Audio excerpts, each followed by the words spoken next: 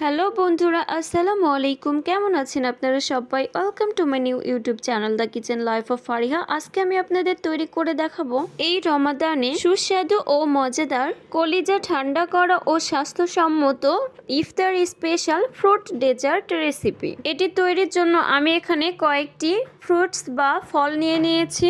আপনারা আপনাদের হাতের কাছে থাকা যে কোনো ফল নিয়ে নিতে পারেন। তো আমি এখানে কি নিয়েছি দেখে নিন। 1 কাপ লিকুইড দুধ নিয়ে নিয়েছি, ছোট 1 কাপ গুঁড়া দুধ, হাফ কাপ চিনি, তরমুজ, কলা, বেদেনা, পেয়ারা, খেজুর, স্ট্রবেরি। প্রথমে চুলায় একটি প্যানে 1 কাপ পরিমাণ লিকুইড দুধ দিয়ে দিব। এরপর দুধটা গরম হওয়া পর্যন্ত অপেক্ষা করব। এই তো দুধটা গরম হয়ে গিয়েছে। এবার আমি অ্যাড করে দিব 1 কাপ পরিমাণ গুঁড়া দুধ। গুঁড়া দুধটা খুব সুন্দরভাবে মিক্স করে নিব। হাফ কাপ পরিমাণ চিনি অ্যাড করে দিব।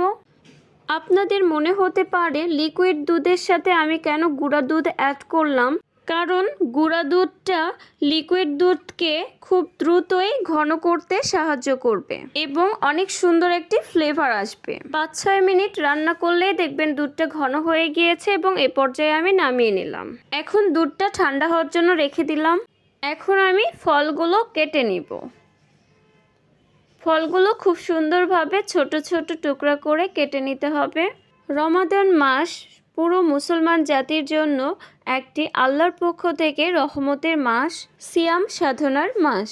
যেহেতু আমরা একটি মাস ধরে রোজা রাখবো, সেহেতু ইফতারের সময় খুব বেশি ভাজা পোড়া না খেয়ে আমাদের সবার উচিত কিছু ফল বা ফ্রুটস রাখার, ঠান্ডা জাতীয় কিছু খাবার খাওয়া, যাতে করে আমরা সবাই সুস্থ থাকতে পারি। প্রত্যেকের শরীরের জন্যই পানি জাতীয় খাবারটা আমাদের খুব বেশি প্রয়োজন এখন। তো আমরা সবাই চেষ্টা করব কম বেশি যতটুকু পারি ততটুকুই ফল জাতীয় বা পানি জাতীয় ইফতার বেশি খাওয়ার। এই পরীক্ষার মাসে আমরা সবাই যেন সফলভাবে উত্তীর্ণ হতে পারি, আল্লাহর দরবারে বেশি বেশি আমল করতে পারি, সবাই যেন রোজা রাখতে পারি, পাশাপাশি অনেক বেশি বেশি কোরআন পড়তে পারি। আল্লাহ সবাইকে তৌফিক দান করুন, আমিন। কথার মাঝে আমার ফলগুলো কাটা হয়ে গিয়েছে।